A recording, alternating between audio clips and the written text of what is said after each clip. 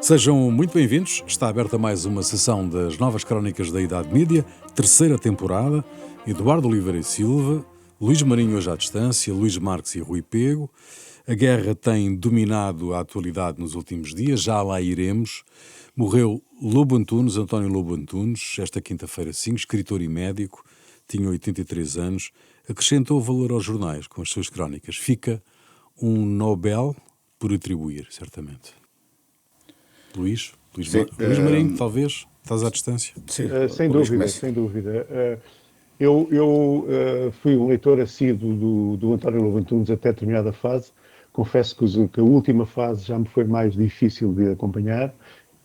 Seja como for, de facto, fica na história da literatura portuguesa como um enorme escritor. Eu tive a sorte de ter conhecido a família, pelo menos um dos irmãos, que foi meu colega desde o primeiro ano do liceu, o Nuno Lobo Antunes, e brinquei muitas vezes na casa de Benfica. Mas não o conheci pessoalmente. Tive uma vez com ele, numa reunião de jornalistas, para apresentar um livro dele. Foi a única vez que estive com o António Lobo Antunes. Mas, de facto, é uma enorme perda para a literatura nacional, sem dúvida nenhuma. Bom, Luís Marques. Claro que é uma enorme perda para a literatura portuguesa. Vou aqui começar pela parte jornalística, porque tive o privilégio de ter sido responsável da Visão, e ele escreveu na Visão, e as suas crónicas marcavam a revista e marcaram o jornalismo português e a imprensa em Portugal, porque eram crónicas luminosas, diferentes de tudo aquilo que se escrevia em Portugal. Depois, como escritor, ele marcou a nossa geração, como disse o Luís, a minha em particular. Ele era o escritor diferente daquilo que existia, portanto, na altura, na nossa juventude. Eu li praticamente tudo dele, também talvez na parte final não tenha acompanhado tanto, tal como o Luís, mas era alguém que mudou a forma como se escrevia, e como se escrevia ficção em particular, porque tinha uma densidade psicológica. As suas personagens, os seus personagens refletiam as preocupações da nossa geração. Eram outro tipo de preocupações, era uma densidade e uma preocupação, são preocupações que nós não estamos habituados a ler, portanto, a ver na nossa literatura, e por isso ele marcou a minha geração e as gerações que vieram a seguir. Provavelmente merecia o Nobel, mas não o teve, infelizmente. Portanto, paz à sua memória, ficará para sempre. Muito bem. Renascença tem uma nova identidade sonora e visual. Renascença sempre, nunca igual, é a nova assinatura. A apresentação foi esta terça-feira no LX Factory, com a presença do Sr. Ministro Dr. Leitão Amaro. Ao longo dos últimos 10 anos, a Renascença reinventou-se. O Pedro Leal, diretor de produção, diretor-geral de produção da Renascença, diz, e com razão, inovar continuamente em todas as plataformas e manter o equilíbrio entre leveza e credibilidade, diversão e confiança, o humor e rigor informativo é o propósito da rádio.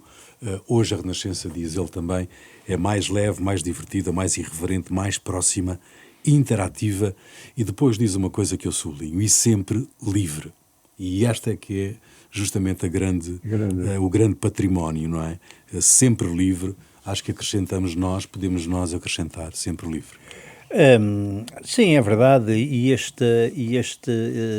esta nova redefinição de imagem corresponde também a um salto definitivo da Renascença para um meio completo, ou seja, a rádio é um dos elementos, porque hoje a Renascença é imagem, é online, é foto, é tudo o que possa ter e tem as componentes todas, e é uma marca fortíssima, como sempre foi, está dentro dos tempos, e é inovadora a seu modo. E tem um espaço muito importante realmente na reflexão, na informação e no divertimento em Portugal. Eu gosto da nova imagem da Renascença e marca aqui algo que é importante refletir quando olhamos para o Grupo Renascença. É a sua capacidade de se reinventar, de fazer uma boa ponte entre a tradição de um grupo histórico em Portugal, mas faz 90 anos também, em abril, não é? Faz 90 anos em abril, não me lembrava disso, não sabia. Mas também a tradição no sentido da ligação que tem à Igreja Católica. Portanto, não podemos esquecer que a Renascença que é por natureza o guardião do conservadorismo, não é? E, no bom sentido, não é? E a Rádio Renascença consegue fazer uma boa ponte entre esses pilares da sua história e da sua existência, com uma adaptação àquilo que é hoje as novas linguagens e as novas formas de fazer comunicação, com uma grande irreverência e com uma grande liberdade. Isso deve ser sublinhado. Guarda os valores, sabendo inovar. Isso. Exatamente. Isso. Conserva o que é bom e reforma o que está mal. Exatamente. A definição do conservador. Bom, Bem, o Expresso... Sim, diz Luís Marinho. Não, é só acrescentar alguma coisa, porque a Renascença, para mim, foi aqui que eu me fiz jornalista. Portanto, quando comecei a trabalhar em Portugal, portanto, a minha ligação à Renascença é fortíssima. E eu guardo a questão da liberdade, porque, de facto, estou a falar do início dos anos 80, e, de facto, a Renascença era um oásis de liberdade informativa. Portanto, nunca eu aqui conheci nenhuma pressão no sentido de esta notícia não pode ser, aquela não pode ser. Não podes falar com este, não podes falar com aquele. E não podes falar com este, não podes falar com aquele. Pessoas que até tinham alguma antipatia pela própria Renascença, pelo facto de serem uma emissora católica, e isso nunca nos impediu de trabalhar e de fazer informação. E quero aqui recordar uma pessoa que para mim foi muito importante, penso que para nós todos, que é o João Amaral. Que foi o diretor de informação daquela fase crucial da renovação da informação da Renascença, e ele teve um papel absolutamente fundamental nesse trabalho, e gostava aqui de o lembrar. Cheguei mais cedo, em 76, o Rui Pego também, sim. E essa fase foi uma fase de realmente inovação, renovação, mas a fase mais pesada, diria, de reconquista cristã e mais imediata foi muito complicada naqueles anos de 76, em que ser da Renascença ainda era estar muito isolado, mesmo no meio da classe, e portanto eu também não me esqueço disso, porque nem tudo eram rosas na relação que nós, jornalistas da Renascença, tínhamos e passávamos por essa altura. Muito bem. E é preciso não esquecer que a Rádio Renascença foi alvo de um ataque físico, inclusive, portanto, às suas instalações, não é? No verão quente, não é? Não esquecer esse episódio. Muito bem. Faz parte da história, isso tudo engrandece este meio de comunicação e esta empresa. Expresso distinguido em várias categorias, o público venceu o melhor design nos European Newspaper Award. O público faz 36 anos hoje. Hoje estamos a gravar quinta-feira e convidou Souto Moura para diretor por um dia.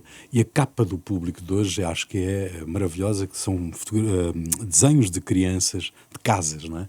São casinhas de crianças, o que acho verdadeiramente extraordinário. E na entrevista Souto Moura diz: estou sempre a desenhar a mesma casa. Nós já sabíamos que ele desenhava sempre a mesma casa, mas dito por ele tem outra importância. Como é que vocês avaliam esta distinção dos European Newspaper Award? É evidente que o Público é um excelente jornal, é um jornal que merece referência, porque dentro do padrão internacional de jornais é um jornal que é bem feito, é consistente, é um jornal curioso porque é um jornal que pertencente a um grupo económico na prática, é um jornal bastante à esquerda, não é? Tem essa característica e, portanto, é um jornal onde há bastante liberdade e é um jornal que é bem feito dentro do que se pode fazer cá e dos meios disponíveis. É realmente uma boa peça. Estes prémios vão ao contrário, não é? O prémio do público foi pelo grafismo, não é? Foi o design, sim. O melhor design. E o grafismo é bom, portanto, os conteúdos também são bons. Assim. Mas, agora, a parte gráfica também é boa, portanto tem bom grafismo. Sempre teve e continua a ter um bom grafismo. E estes prémios são atribuídos a jornais portugueses numa altura em que a circulação dos jornais, Luís Marques, que volta a ter indicadores. Sim, saíram agora os números de 2025 e continua a registar-se uma queda, portanto, na circulação. Que todos os jornais praticamente.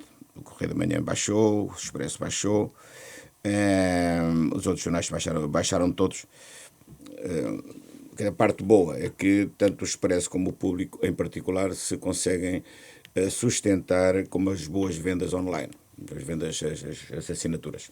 O Expresso está com 83 mil e o Público com 74 mil, que são bons números, tendo em conta as circunstâncias específicas daquilo que é a imprensa em Portugal e um pouco no resto do mundo. Agora, a má notícia, esta é a boa notícia, a má notícia é que a circulação, a venda em banca continua a cair, o que não é novidade. O Expresso baixou de 32 mil para 28 mil e o Correio da Manhã baixou para 32 mil, estava um pouco acima disto. E os outros jornais estão muito abaixo, muito abaixo. O Público tira 8 mil euros, ou 8 mil edições, cópias por dia, e o Jornal de Notícias 12 mil, portanto são números muito pequenos. Quer o Expresso, quer o Público conseguem compensar isto com assinaturas. O Correio da Manhã e o Jornal de Notícias não conseguem, portanto, nesse sentido estão um bocadinho pior. Mas esta queda das vendas sobretudo da edição em papel, veio para ficar e vai se manter. Mas o Governo não sai a correr para resolver e para tentar minimizar esse impacto na circulação, designadamente agora nos temporais, não é? Também não há nenhum plano do Governo. O plano do ano passado, já não se fala nele, já morreu, não é? Está na clandestinidade. Aquelas Baixou a clandestinidade. Aquelas medidas que havia de literacia, de apoio à compra de jornais, não se sabe nada disso, não sei como é, não sabe que. Parece que a lei não teve sucesso nenhum, diga-se passagem, ao que parece, segundo as informações que houve. Depois aparentemente o Governo também não está atento bem a algumas coisas que são fáceis de resolver e que não custam nada, que é, por exemplo, agora quando nestes temporais que houve, no plano que foi aprovado não estava previsto nenhuma linha específica para os jornais e para as rádios da zona centro, ali na zona de Pombal, Marinha Grande, Leiria e outros. Sendo que muitos deles foram bastante afetados. Por exemplo, as rádios tiveram as antenas destruídas, pelo menos parcialmente, uma delas, tanto quanto sei, e outras provavelmente também, e obviamente a circulação dos jornais, portanto, ficou bastante afetada também com o facto de não haver condições físicas, portanto, a distribuir os jornais, nomeadamente. Que o Governo tivesse previsto algum tipo de apoio, enfim, não tem de ser necessariamente financeiro, aos órgãos de comunicação social desta região, fazia todo o sentido. Bom, portas giratórias no jornalismo também, do DN, diretora adjunta do DN, Valentina Marcelino, vai diretamente para a assessora política do Ministério da Administração Interna, do Ministro da Administração Interna, Luís Marinho. Como é que avalias esta rotação, isto é um mal circulação? Antigo, não é? É um mal antigo. É um mal antigo, sim. Isto já dura desde sempre, praticamente. É assim, o problema é que não há uma grande regulação em relação a isto, não é? Quer dizer, devia haver um espaço razoável, digamos, vamos lhe chamar um período de nojo, depois das pessoas saírem das assessorias para regressarem ao jornalismo. Mas isso não existe. E continuamos assim, portanto, as pessoas, quer dizer, vão saltitando entre agora são jornalistas, amanhã são assessores, depois são outra coisa qualquer. Depois há também a questão, que já aqui falámos disso várias vezes, a questão do entretenimento, para que se mistura com o jornalismo, os jornalistas que apresentam eventos, enfim. Nós vivemos aqui numa grande baralhação, que no outro dia falávamos aqui do caso da Luísa assumir a direção da carteira da carteira profissional, da Comissão da Carteira. Esperemos que ela tenha algum, porque isso faz parte isso sim, são atribuições da Comissão da Carteira, para de facto, se tentarmos uma regulação um bocadinho menos promíscua do jornalismo com outras atividades, não é? Sim, é verdade, mas por outro lado, por exemplo, aqui o que é estranho é ir para uma assessoria política, não é? Ir para uma assessoria de imprensa, eu penso que é outro, digamos, não tem a mesma dimensão, embora há sempre uma componente política. Portanto, aqui o que é estranho é, digamos, uma função tão especificamente política. Enfim, mas nós chocamos-nos com isso. Por exemplo, nos Estados Unidos isso é vulgaríssimo e as pessoas passam de um lado para o outro de forma muito serena. Mas nós já não voltam com não, têm voltado. Não voltam com muita facilidade. Está bem, mas voltam. Não é assim que estás a dizer. Sempre, não, digo-te, eu conheço casos, agora não posso enumerá-los, não me lembro, mas não regressam assim exatamente. Não, quer dizer, porque isso é uma questão de bom senso. Uma pessoa vai, está um determinado tempo a trabalhar num gabinete ministerial, depois volta para a empresa, é evidente que não volta para apresentar o telejornal, mas há funções que pode desempenhar, e todos nós sabemos que isso aconteceu com muita gente, inclusive é comigo, embora eu depois, quando voltei, eu fui porque estava na prateleira, não foi ao contrário. Portanto, é muito tranquilo sobre isso. Era um queimado. Sim, não, completamente. Quando saí da Lusa não tinha trabalho, tive 6 anos sem me distribuir em trabalho. Bom, mas o que eu acho isto descredibiliza o jornalismo, Luís Marques? Não, eu fico triste quando o jornalista sai da sua profissão e passa para o outro lado, não é? Fico triste, sim, mas não condeno, não é? posso condenar.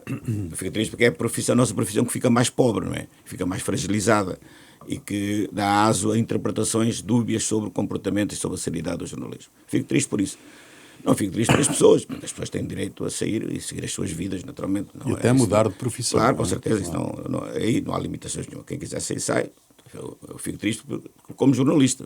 Agora, as pessoas têm direito. Já acho que o regresso é que já é mais complicado. Portanto, ou seja, devia haver regras que não há para o regresso. Muitas vezes saltam de um lado para o outro com a mesma facilidade. Passam para Açores numa altura, passados uns tempos regressam exatamente, às vezes quase para as mesmas funções. Isso aí é o que eu não acho que não devia acontecer. Devia haver regras e há neste momento, isso aí eu estou de acordo com o Luís, já falámos disso aqui a semana passada, algumas zonas de indefinição sobre o que é eticamente aceitável e não. Ao nível do exercício da profissão entre o que é o jornalismo, comunicação, etc., eu subscrevo. A passagem por o interior de um governo é muito interessante porque permite também perceber muitas coisas que não se percebe do lado de fora. Disso não tenho dúvida nenhuma. Tenho dúvidas tenho. sobre a forma de passar de um lado para o outro e depois de regressar ao ponto de partida. Sim, não, isso é outra questão. Agora estou a falar de que uma coisa... regressa igual. Não regressa, regressa igual, até porque há coisas que não faz ideia nenhuma que acontecem e começa a perceber como é que é possível que aconteçam. Até matérias de incompetência. Não, está bem, mas não é nessa perspectiva. Está bem, mas é esta que eu quero dar. Audiências, é o que te interessa, a mim não me interessa essa visão. Audiências de televisão. Do lado de fora não se sabe tudo o que lá vai dentro. Portanto, dessa perspectiva, então convinha que todos os jornalistas passassem por lá. Não é assim, não fazer estágios não era fazer uns estágios, não é? Fazer estágios não remunerados. Antes de ser jornalista tem que ser assessor de imprensa. É como um político perceber como é que funciona uma televisão e uma redação. Não é? Também podiam fazer uns estágiozinhos, por acaso, não remunerados, neste caso não remunerados mesmo. Bom, SIC recupera a liderança, Luís Marques. Venceu fevereiro e vai bem lançada, agora já em março. Nos canais de notícias, a SIC Notícias também se aproximou, está praticamente em cima da CNN. Parece tratar-se de uma retoma consolidada ou não? É consolidada porque já, em janeiro já tinha sido um mês em que as duas estações ficaram bastante próximas. Aliás, a TV ganhou para muito pouco. Desta vez a SIC ganha por muito pouco, também é verdade, são 3 décimas, mas aparentemente a diferença é maior do que aquela que a TV, se a memória não falha, que a TV tinha ganho, portanto, em janeiro. Mais 5 mil espectadores e uma tendência sempre crescente. O que nós estamos a verificar na atual oferta da TV é uma dificuldade estrutural de competir com a SIC. Porque se nós olharmos para aquilo que é o principal prime time da TVI, onde praticamente se decide 60% a 70% das audiências do dia, o que nós verificamos é que o reality anterior correu mal, a primeira companhia, pensei que era assim que se chamava. O atual Secret Story também não está a liderar. Ontem, por exemplo, nós estamos a gravar quarta-feira. Ontem foi o sexto. Estamos programa, a gravar quinta, exatamente. Ontem, quarta-feira, foi o sexto programa mais visto, ou seja, normalmente seria líder ou devia ser líder. E o que é mais extraordinário é que a principal novela da TVI está apenas em 10º lugar, atrás de 2 novelas da SIC, uma novela brasileira da SIC e uma novela turca da SIC, ou seja, está abaixo de 4 novelas apresentadas pela SIC. Portanto, isto há aqui uma fragilidade estrutural naquilo que é a atual oferta da TVI, que a manter-se fará com que a SIC possa manter esta liderança durante bastante tempo.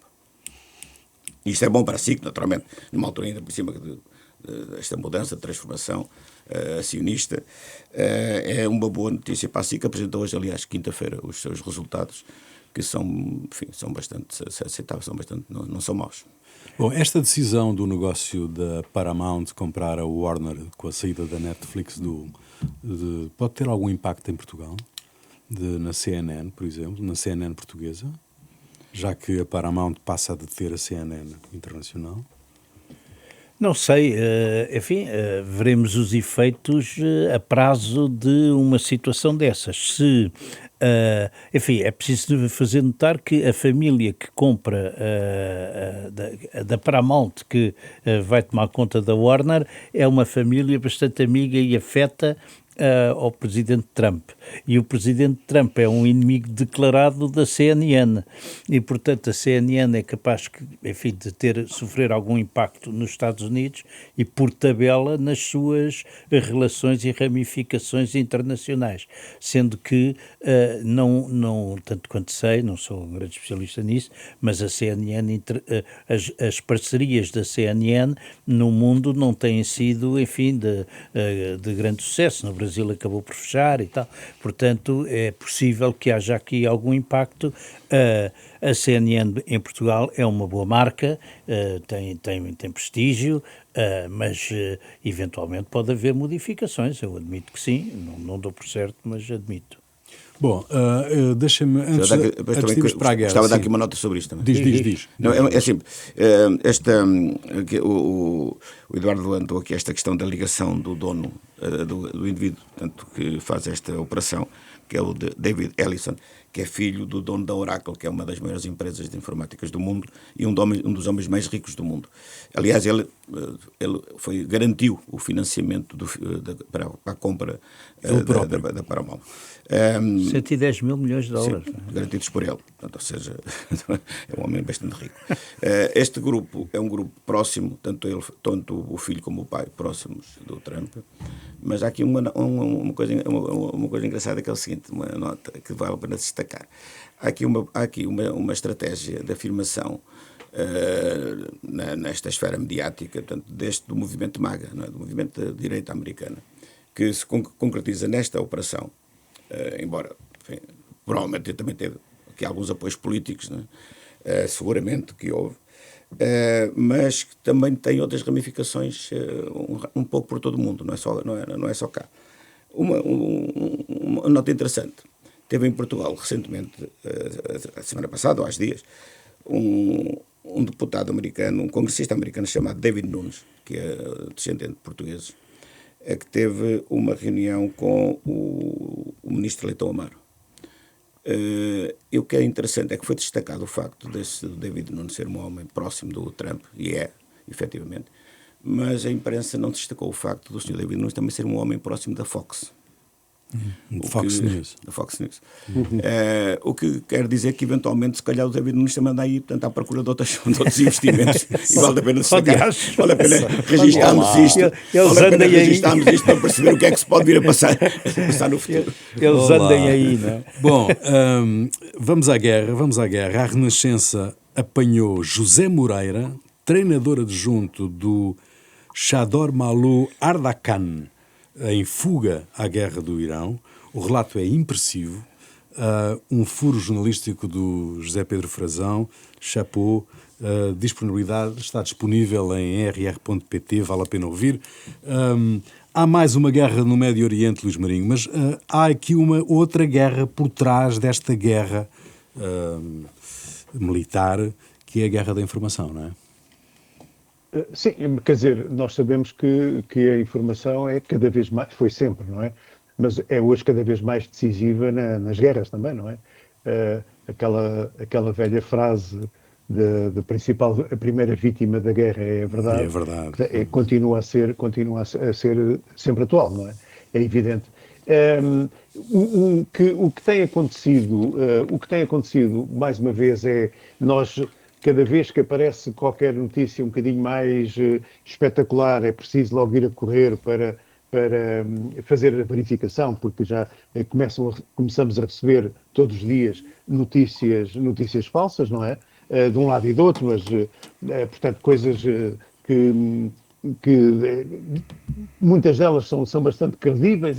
Uma pessoa, no meio desta tempestade informativa, as pessoas muitas vezes são enganadas porque é muita informação que está a acontecer ao segundo e portanto, esta situação é assim. Agora, o que isto também reflete um bocadinho, e agora passando um bocadinho para o lado político, é que também a grande divisão política que existe em relação à origem desta guerra e aos apoios que um lado e outro têm. É verdade que muita esquerda não apoia diretamente o Irão, não é? Portanto, não se põe do lado do Irão dizendo, enfim, isto é uma coisa horrível. Falam de um país soberano, etc, etc, mas não vão muito além disso. No entanto, atacam ferozmente quer Israel, quer os Estados Unidos, pelo início desta guerra. Portanto, temos também aqui uma divisão política forte. Agora, aconteceu uma situação que eu gostava de realçar muito rapidamente, que é a situação da Espanha. Exato. A esquerda ficou doida com a declaração do primeiro-ministro espanhol, dizendo há 2 ou 3 dias, há 2 dias, salvo erro, que a Espanha não iria ceder bases, etc. E virou herói, não é? Eu já li coisas fantásticas, que era o único líder europeu credível, enfim, de repente virou um herói. O único líder depois de Franco. No entanto, pois, mas é que parece que, no entanto, a Espanha já está no caminho de apoiar também esta situação nos Estados Unidos, não de uma forma direta, mas também de uma forma indireta. Portanto, isto é tudo muito giro quando se fala muito e quando se grita e tal, quando se faz peito, mas depois tem que se dar alguns passos atrás. Sobre a guerra, depois poderemos falar um bocadinho à frente, se valer a pena. Temos que andar, temos tanta coisa hoje, é. não podemos deixar tudo para a próxima semana, não é? Bem, a guerra vai continuar. Sim, a guerra vai continuar, não é? A guerra vai continuar. Não, mas a Europa, já que o Luís Marinho pegou nesta questão de Espanha, onde é que fica a Europa neste processo? Outra vez, sem afirmação clara, com hesitações por parte da Grã-Bretanha, que não queria ceder base, agora já quer, já aceita ceder. A Espanha, esta posição da Espanha, ao menos Portugal, a base das lajes é para o que quiserem, não é? Seja para a distribuição de refeições, seja para o que for, é para o que várias notas curtas, para além daquilo que vocês já disseram. Primeiro, claro que as televisões em Portugal estão dominadas de comentadores contra a intervenção, não é? Basicamente há um certo unanimismo que apontam para os riscos, para isto e para aquilo, enfim. Aparentemente, antes estava tudo bem. Depois, em relação à base das lajes, o que foi interessante da discussão foi o governo português, aliás, como outros governos na Europa, estarem a dizer, portanto, que apoiam os americanos, apoiam a utilização, ou cedem a utilização das suas bases, com a condição de a utilização ser numa base de políticas defensivas, políticas militares defensivas. E o governo também disse a mesma coisa. Bom, mas toda a gente percebe que isto é um ataque, mas defensivas aonde? Mas estão-se a defender daqui. O Irão realmente está a repostar, mas está a repostar ele foi vítima de um ataque. E ainda bem, diga-se passagem, isto é na minha opinião. Mas porquê é que é esta hipocrisia de dizer que estamos a apoiar os americanos, ponto final? Não é? Não, estamos a apoiar, estamos a utilizar, portanto, podem utilizar as nossas bases, mas é só para se defenderem, não é para atacarem. Enfim, isto é política de hipocrisia. A base é norte-americana, não é? Desculpa. Não, a base é portuguesa. A base é portuguesa. A base número 4. Mas é administrada pelo Estados Unidos. Exato. Mas realmente as explicações foram que só utilizam porque não sei quanto. Utilizam porque precisam, ponto final. E precisam para atacar. Portanto, isso é óbvio. Depois, o outro ponto que tinhas referido, desculpa lá, qual era? Sim, esta hesitação da Grã-Bretanha. Assim, em relação à Europa. Bom, a Europa é esta indefinição na tática, a falta de visão estratégica sobre o mundo e esta falta de peso político e militar no mundo faz com que estas indefinições depois não fazem, depois a seguir vão fazer, agora não queremos, depois a seguir tem que ceder, isso é óbvio. No meio disto tudo, o que, enfim, desta indefinição, que é um bocadinho, enfim, até constrangedor,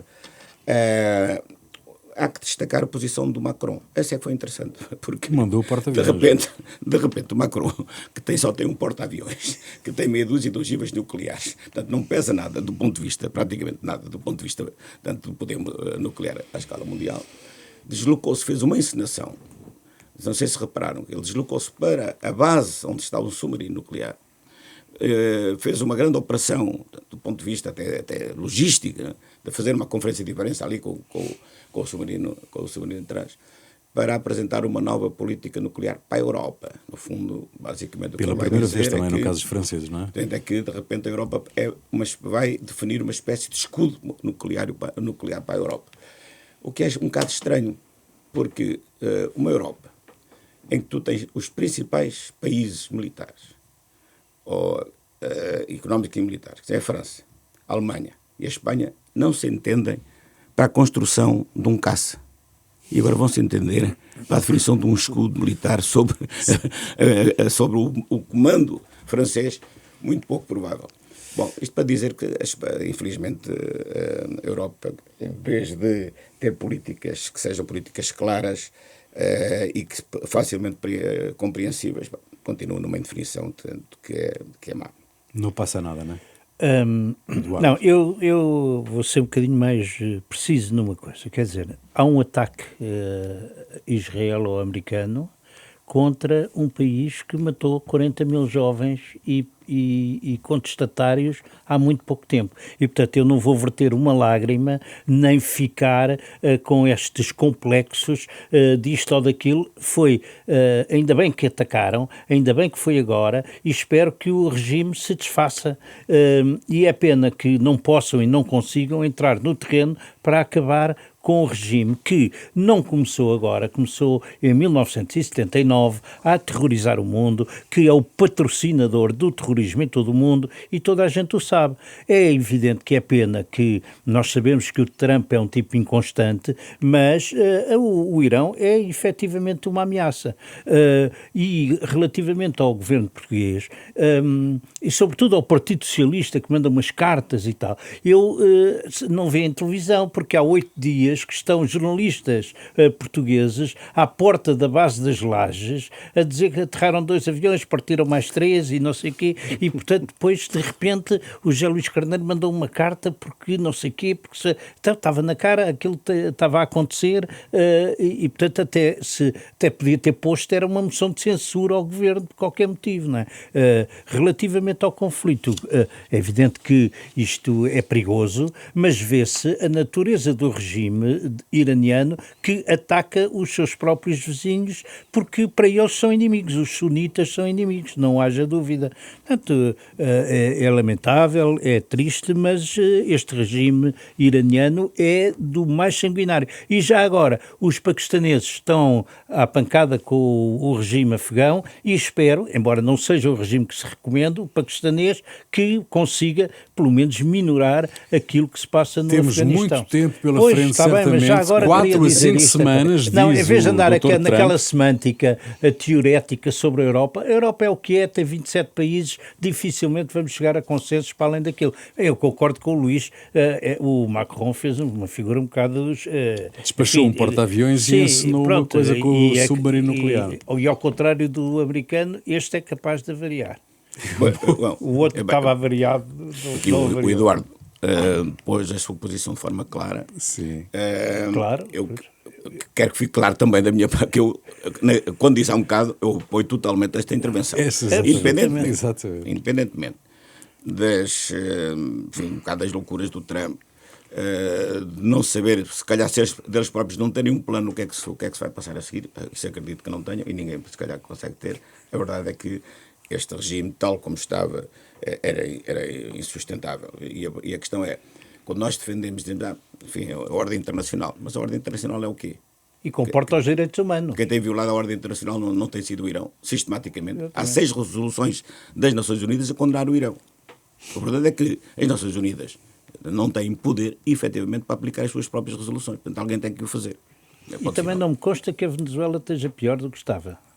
Bom, estamos a caminhar aqui rapidamente para os grandes enigmas, Nem há guerra. mas há aqui um enigma que eu antecipo já, que é o enigma Passos Coelho. Isto é, as aparições que ele tem feito, e eu cito só rapidamente no Instituto Mais Liberdade, uma conferência de 1h30 com apoio de PowerPoint, isto é, preparou justamente aquilo que ia dizer. Depois isso foi reproduzido pelo Expresso, depois a entrevista ao Eco, por aí fora, mas agora apareceu um homem que se chama Luís Montenegro, que lhe diz ao meu amigo, sem referir, ao meu amigo, se tem uma solução alternativa, avance para as eleições diretas no PSD em maio.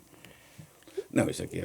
O Luís Marques é que não, essa enviado pergunta é o especial. Eduardo. Eu vou começar por Luís Marinho, por causa do Eduardo Oliveira Silva, que é especialista, enviado especial a Passos Coelho. O antifascismo. O antifascismo é cool. Eu também tenho alguma coisa para dizer sobre isso. Faz favor.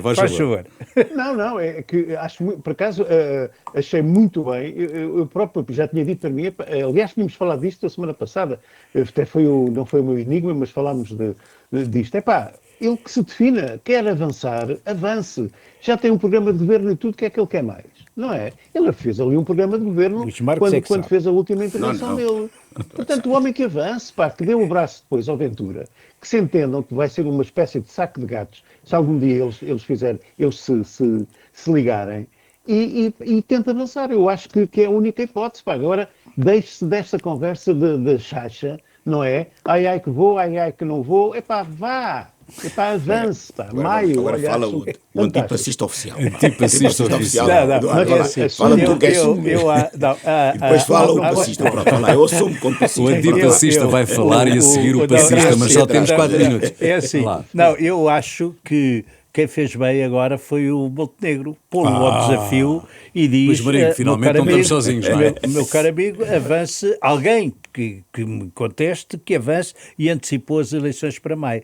Porque o problema do Passos Coelho, eu acho que este é o momento pouquinho do Passos Coelho, que ele no fundo está a dizer o quê? Está a desgastar um bocado como fez o António Costa ao seguro, porque vai dizendo, e quando uma pessoa teve determinada responsabilidade no país, não pode andar agora regularmente a deixar cair umas frases...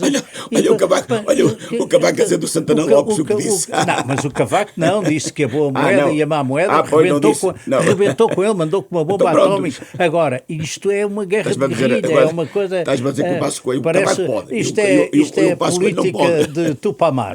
Vá, o professor Cavaco é que é bom. O pró-passista... quando tinha que assumir. Já ouvimos o antipacista, agora o pró-passista. Não, espera aí. Aspas, não é? Claro, com aspas. Claro, não, com aspas. Porque eu disse o que aconteceu da semana passada para este ano foi uma boa entrevista, uma longa entrevista do Passos Coelho. Para além de outras declarações, deu uma entrevista onde sistematizou disse uma coisa que eu disse a semana passada. Foi, eu quando quiser dizer que um candidato anuncio, não preciso que digam por mim. Pois, pronto. E o resto é opiniões. Então, eu não posso ter opiniões. Claro que pode ter opiniões. Mas mais, ainda bem que tem opiniões. Ainda bem que tem opiniões, porque há muita gente em Portugal que não tem opinião sobre nada. E é bom ter pessoas que têm opinião. Pronto, ponto final. Agora, há outro dado. Portanto, tu gostas das pessoas que não têm opinião sobre nada, que dizem banalidades. Dizem banalidades sobre tudo. Eu gosto de pessoas... imitam a opinião na hora própria. Não, desculpa, eu gosto de pessoas que têm opinião sobre as coisas. Pronto, e opiniões claras. Ainda agora tenho uma opinião radical. Opiniões claras, que sabem o que é que querem. Eu prefiro pessoas assim do que aqueles que não nem, não. Nunca pensam nada sobre nada. Nem faz a minha neta. Ainda estás a ver. Portanto, são pessoas que têm mais ou menos essa idade mental. Não é? Agora, há um aspecto que tem sido pouco referido, que é este. Foi encontrada a melhor forma de calar tanto o André Ventura, que é pôr o Passos Coelho a falar. Isso é um bom ponto. Desde que o Passos Coelho está a falar, quem é que se lembra do André Ventura? Ninguém. Olha, vai dar hoje uma entrevista mais na CNN. Luís, vou dizer o seguinte. À televisão? É a terceira entrevista que ele dá nas últimas 3 semanas. Sabes o que é que aconteceu? Não marcou a agenda. Ninguém fala dele. E toda a gente fala do Passos Coelho. Portanto, a melhor maneira de calar o Ventura, de condicionar o Ventura, é dar visibilidade ao Passos Coelho. E o Montenegro está a ver mal o filme. Pronto, ok.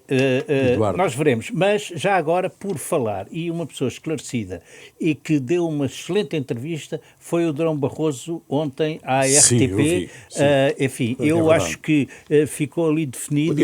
Alguém podia ter dito que ele é presidente da FLAD. Sim, não, pois, não, eu não reparei que não tivesse pois não dito. disseram. Não. Ex-comissário Mas europeu. ele... Não, mas- ex-presidente da mas- Comissão não, Europeia. não, É o que vinha, o que estava escrito, não é? mas ele é deu uma excelente entrevista, um bom ponto de vista e achei que está em grande forma. Aí já achas bem. Não, acho Com sim, esse sim. Não, primeiro-ministro posso não falar. do ponto de vista internacional, achei muito bem. bem, está não, bem. Tem uma mas, coisa- próxima mas semana. ele não teve a falar. Mas é contraditório. Epá, por amor de Deus, Quer dizer, ele não o teve a Passos Coelho- falar do o Passos Coelho- Montenegro. o Passos Coelho não pode nem teve falar, a falar mas o Durão Barroso nem- pode nem falar. nem sequer teve a falar do Guterres. próxima Não, semana. Teve a falar Na não próxima teve a semana. falar de. Luís, desculpa lá. Temos que parar, Daqui a temos que nada, parar. daqui a nada, Apesar de ele não tudo- teve a falar das Desculpa lá. conselhias e de não sei o que. Não vamos Temos que comparar, avançar. apesar de tudo, a densidade do Durão Barroso com o Passos. Muito bem, Bom, Luís temos Marinho. que avançar. Muito Temos que bem. avançar. Bom, Apoiado, temos não é muito comparável. tempo, temos muito tempo para a semana. Temos muito tempo para a semana para falar na guerra e para falar nos dois presidentes. O que sai este fim de semana, no domingo, e o que entra na segunda-feira. Ok? Para a semana falamos para já os grandes enigmas e outras histórias. Eu Já sou a enviado seguir. especial ao Palácio de Belém para a Pedra. Os grandes enigmas e outras histórias. Luís Marinho, começo por ti. Eu tenho aqui um enigma que é assim. Houve aí um documentário cinematográfico de uma menina ou senhora chamada Marie, que esteve uma semana, salvo erro, nos cinemas e acho que conseguiu reunir para aí 800 espectadores. Teve que sair, aliás, das salas, mas até aqui tudo bem, sem problema nenhum. Mas o problema é que houve uma comparticipação de 40 mil euros do Estado, através do Ministério da Cultura.